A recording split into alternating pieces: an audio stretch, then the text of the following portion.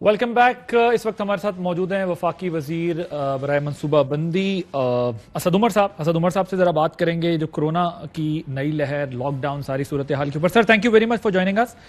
ये जो नई लहर है इसकी इस वक्त क्या पोजीशन है? हमने लॉकडाउन तो कर दिया, लॉकडाउन से पहले भी हमने काफी देखा कि लोग बाहर निकल आए थे। इस वक्त करंट क्या स्टेटस है? ग्राफ हमारा थोड़ा कम हुआ है, लेकिन पोजीशन क्या है इस वक्त? राइट जी, अगर हम मुवाजना करें कि हम पिछले साल कहाँ पर खड़े हुए थे इस वक्त जब कुछ दिन बाकी रह गए थे ईद में, और आज की सूरत हाल के अंदर, तो उस वक्त हमारा जो हस्पताल का निज़ाम था उसके अंदर जो मरीज़ों की तादाद थी वो आज से बहुत कम थी, और जो हमारे क्रिटिकल केयर पे वो मरीज़ जिनको ऑक्सीजन की ज़रूरत होती है उनकी तादाद भी इससे बहुत कम थी जो आज सूरत हाल है। तो उस लिहाज से अगर देखा जाए तो सूरत हाल इस साल जो है वो ज़्यादा तशवीशनाक है। लेकिन पिछली दफ़ा जो है उस वक़्त तेज़ी से इजाफा होना शुरू हो गया था और कुछ बदएहतियाती भी हुई थी। इस दफ़ा जो है इसीलिए ये एहतियाती जो अहकाम जारी किए गए हैं और ये फैसले किए गए हैं क्योंकि हम वो ख़तरा मोल नहीं ले सकते। हमारे पास तकरीबन पीक के ऊपर 5,500 के करीब ऑक्सीजन के मरीज चले गए थे, तो ये हम मुतहम्मिल नहीं हो सकते कि यहाँ से बदएहतियाती हो और खुदा न खास्ता हमें वो सूरत हाल देखने को नजर आए जो अपने पड़ोस के अंदर नजर आती है। इसीलिए ये फैसले किए गए। ठीक है, अब ये जरा बताइएगा, ये जो तीसरी लहर है इसमें हम लोगों ने बहुत फॉर ग्रांटेड लिया, सब ने, कौम ने, ये इतनी बेहतियाती की क्या वजह है? क्यों हुआ है ये सब कुछ? मतलब कंफ्यूजन हो गई थी, क्या हो रहा था? लोग संजीदा ले रहे हैं, कुछ नहीं ले रहे, क्या हुआ ये सब?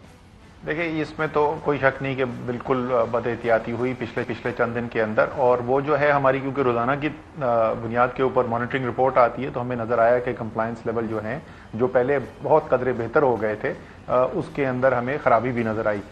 इसकी वजह से वबा के ऊपर कितना असर पड़ा है वो तकरीबन 4 से 7 दिन आपको लगेंगे, उसके बाद आपको उसको नतीजे नजर आना शुरू होंगे। ठीक। अच्छा साहब, 16 मई के बाद भी लॉकडाउन बरकरार रहेगा? लोगों के जहन में ये सवाल है कि 16 के बाद क्या होगा? बंद मजीद रखेंगे या खोल देंगे, क्या होगा? ये जो एक्सट्रीम जो सूरत हाल है, ये 8 से 16 तक जो बिल्कुल हमने मोबिलिटी कंट्रोल करने के लिए जो किया हुआ है, ये तो एक्सेप्शनल स्टेप्स हैं जो ये 16 तारीख के बाद जो है वो इंशाअल्लाह ताला इनको ग्रेजुअली ईज कर दिया जाएगा। लेकिन क्या हम बिल्कुल खोलने की तरफ जा रहे हैं? बिल्कुल भी नहीं है। अभी तो कोई ऐसी सूरत हाल नहीं है कि हम बदकिस्मती से ये कह सकें कि बिल्कुल पाकिस्तान खुलने के लिए जा रहा है। हाँ, इसके अंदर कमी ज़रूर आएगी। ठीक है, और ये रिव्यू सेशन कब होगा कि इसका मतलब आगे स्कूल्स खोलने नहीं खोलने, ईद के बाद क्या सूरत हाल होगी? 18 तारीख को हमारा रिव्यू सेशन होगा। ईद के बाद ये जो सारा डेटा हमारे पास आ जाएगा कि ये क्या हुआ, पिछले 4 दिन का क्या असर हुआ, ईद पे क्या हुआ, तो उसके बाद 18 तारीख को बैठ के फिर हम फैसला करेंगे कि आगे एजुकेशनल सिस्टम के लिए क्या करने जा रहे हैं। असद साहब, अब ये जरा जो वैक्सीन है इसके बारे में बताइएगा। अब वो यूके वेरिएंट, फिर अफ्रीकन वायरस, ये भी आ चुका है पाकिस्तान के अंदर, तो ये जो अवेलेबल वैक्सीन्स हैं ये कितनी इफेक्टिव हैं? इसकी एफिकेसी कैसी है इन चीजों के ऊपर? ये क्या इन दोनों के ऊपर भी पूरी तरह असरअंदाज हो रही हैं? यूके वेरिएंट पे तो हमने फिर भी देखा कि है, लेकिन क्या अफ्रीकन पर भी है इसका असर? अब अभी तक जो सूरत हाल है, कल भी वो अमेरिका के जो एक्सपर्ट हैं मैं उनका सुन रहा था, अभी तक और हमारे अपने एक्सपर्ट्स की भी यही राय है कि जो नॉन वेरिएंट्स अभी तक आए हैं उन वेरिएंट्स के ऊपर ये जो वैक्सीन्स हैं ये कारामद है और ये आपको हिफाजत प्रोवाइड करते हैं, कुछ ज़्यादा कुछ कम, लेकिन हिफाजत प्रोवाइड करते हैं तमाम वेरिएंट्स के अगेंस्ट। लेकिन ये जाहिर है अल्लाह ताला का एक निज़ाम है, वो म्यूटेट करता है वायरस और किसी को भी नहीं पता कि वो वायरस कल क्या शक्ल इख्तियार करेगा। ठीक, अब जरा वैक्सीनेशन में ही जो कोवैक्स ने हमें दी है 12 लाख के करीब डोज दी है, फर्दर कितनी आनी है हमारे पास? एक तो जरा इसके बारे में बताइएगा। और वही मैं सवाल मेरा ये है कि ये वाली भी जो वैक्सीन आई है एस्ट्राजेनेका की, ये उसी तरह इफेक्टिव है जिस तरह दूसरी वैक्सीन? देखिए, जो टोटल कोवैक्स के मुआहदे के मुताबिक जो पाकिस्तान के साथ इनका मुआहदा हुआ था उसके मुताबिक तकरीबन 4.5 करोड़ पाकिस्तानियों के लिए वैक्सीन जो है, यानी अगर वो 2 डोज वाली वैक्सीन सारी आती है तो 9 करोड़ डोजेस वैक्सीन की आनी थी कोवैक्स के ज़रिए, या आनी है, अभी भी वो मुआहदा तो कायम है। और उसमें से उन्होंने ऐलान किया था, फरवरी के आखिर में उन्होंने ऐलान किया था कि जून तक 1 करोड़ 70 लाख वैक्सीन वो हमें मुहैया कर सकेंगे और पहली खेप इसकी जो है वो आनी थी मार्च के पहले हफ्ते में। تو اب ہوا یہ ہے کہ پہلے تو تاخیر ہوئی کہ جو مارچ کے پہلے ہفتے میں جو پہلی کھیپ آنی تھی اس کے بجائے وہ آپ نے دیکھا کہ مئی کے پہلے ہفتے کے اندر وہ پہلی کھیپ پہنچی ہے، اور دوسری جون تک جو 1,70,00,000 ویکسین آنی تھی، 1,70,00,000 ڈوزز آنی تھی، اس کی جگہ صرف 25 لاکھ ڈوزز جو ہیں وہ پہنچیں گی جون تک۔ اب یہ ذرا کینسائنو کے بارے میں کہا جا رہا ہے اس کی لوکل پروڈکشن جو ہے وہ یہاں پر ہوگی۔ کینسائنو کا ویسے میں نے تعریف بھی سنی ہے، دیکھا بھی ہے کہ جن لوگوں نے لگوائی ہے انہوں نے بتایا کہ وہ سنگل شاٹ ہے، اس کی وجہ سے جو ہے تھوڑا لوگ کمفرٹیبل ہیں۔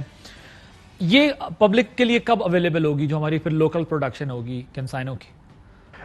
کینسائنو والا جو ہے جی، کینسائنو کا بیچ جو ہے انشاءاللہ مئی کے آخر تک تیار ہو جائے گا، بیفور دی اینڈ آف مئی یہ جو لوکلی آپ کی فارمولیٹڈ اسٹیرلائز جو پیک کینسائنو ہوگی وہ لوگوں کو اویل ہو جائے گی، اور اس کے بعد اس کی تعداد بڑھتی چلی جائے گی۔ جون کے مہینے میں ہمارا اندازہ ہے کہ تقریباً 10 لاکھ ڈوزز کینسائنو کی اویلیبل ہوں گی، اور اس کے بعد جولائی کے مہینے میں کم سے کم 30 لاکھ ہو سکتا ہے 30 لاکھ سے بھی زیادہ ڈوزز اویلیبل ہوں۔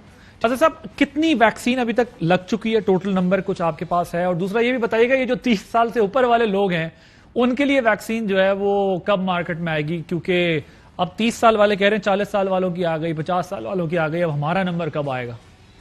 30 سال والے جو ہیں وہ پہلے تو گھاس نہیں ڈالتے تھے اس کووڈ کو، وہ کہتے تھے کہ آپ قسم کے بزرگوں کے لیے یہ مسئلہ ہے، ہمارا مسئلہ نہیں ہے، لیکن انشاءاللہ تعالیٰ عید کے فوراً بعد میرے خیال میں ہم ان کی رجسٹریشن بھی کھول دیں گے، اور اس کے بعد ذرا سا میں آپ کو بتاؤں جو سٹیپ تھوڑا سا میں نے سلو ڈاؤن کیا ہے، ویکسین اویلیبلٹی ہے، لیکن جب ویکسین کی اویلیبلٹی تیزی سے بڑھی اور لوگوں نے بھی آ کے ویکسین لگوانی شروع کی تو آپ کو کئی شہروں سے یہ خبر آنی شروع ہوئی ہوگی کہ لوگوں کا انتظار کا ٹائم بڑھ گیا ہے، تو وہ اب تمام شہر جو ہیں وہ اپنی کیپیسٹی بڑھا رہے ہیں، وہ جیسی ذرا سی کیپیسٹی بڑھ جائے مجھے کانفیڈنس آ جائے کہ یہ نہیں ہوگا کہ لوگوں کو بہت زیادہ لمبی لائنیں لگیں گی، تو 30 ایئرز پلس والوں کی بھی ہم کھول دیں گے، صرف رجسٹریشن نہیں بلکہ ویکسینیشن بھی کھول دیں گے، انشاءاللہ تعالیٰ جلدی ہو جائے گا۔ ٹھیک، اب ذرا آکسیجن کے معاملے میں بات کر لیتے ہیں۔ ہم نے دیکھا کہ عدالت نے اس کی پرائس جو ہے وہ فکس کی ہے، آکسیجن کا بھی مسئلہ شارٹیج رہی ہے، اس وقت کیا پوزیشن ہے ملک میں آکسیجن کے لیے؟ کیا انیشیٹوز لیے جا چکے ہیں گورنمنٹس کی جانب سے؟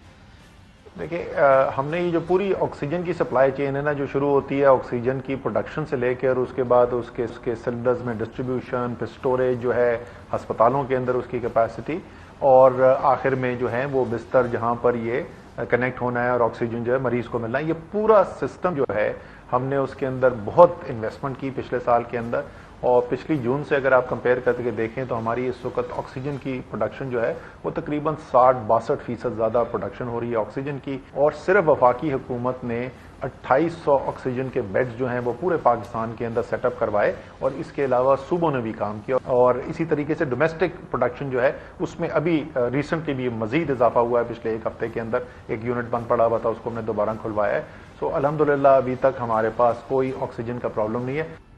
ٹھیک، اب ایک کنفیوژن ہے ذرا وہ دور کر دیں، کیونکہ وفاقی وزیر science and technology Fawad Chaudhry صاحب جو تھے اب وہ وفاقی وزیر اطلاعات و نشریات ہو چکے، جب وہ سائنس اینڈ ٹیکنالوجی کے وزیر تھے انہوں نے بتایا ہمارے پاس بڑے بیسٹ وینٹیلیٹرز ہیں اور ہم ابھی اس کی پروڈکشن اچھی کریں گے، اس کے بعد یہ ہم اس پوزیشن میں بھی آئیں گے کہ ہم اس کو ایکسپورٹ بھی کریں۔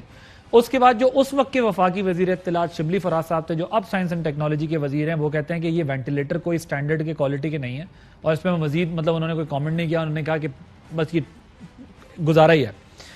ڈاکٹر عطاء الرحمان صاحب سے جب ہم نے بات کی، وہ ظاہر ہے وہ تو ایکسپرٹ ہیں، سائنس کو سمجھتے ہیں، چیزوں کو سمجھتے ہیں، ہیڈ کر رہے ہیں اس پروسیس کے اندر، وہ کہتے ہیں کہ ترکی کے وینٹیلیٹرز جو ہیں وہ ہم اسمبل کر رہے ہیں، ایسا باقی وینٹیلیٹر بنانے والا ہمارا ایسا کوئی اور کام نہیں ہے۔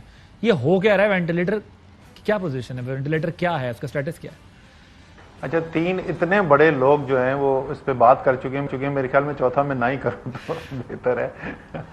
دیکھیں وینٹیلیٹر جو ہیں بالکل یہاں پر ڈیولپ کیے گئے ہیں اور بڑی اچھا کام کیا ہے ہمارے سائنٹسٹ نے، جہاں تک وہ ٹرکش ہے یہ پاکستانی ہے، بوئنگ جو ہے نا ایئر کرافٹ، وہ امریکن اس کو بولتے ہیں نا، وہ کوئی 40 مختلوں میں اس کے ڈفرنٹ پارٹس اسمبل ہوتے ہیں، تو یہ پرانا زمانہ چلا گیا جہاں اینڈ ٹو اینڈ ہر چیز ایک ہی ملک کے اندر ہوا کرتی تھی۔ اب گلوبل سپلائی چینز ہوتی ہیں، ڈفرنٹ پارٹس ڈفرنٹ ملکوں سے آتے ہیں، سو میرے خیال میں تو وہ کوئی اتنی میننگ فل ڈفرینسیشن نہیں ہے۔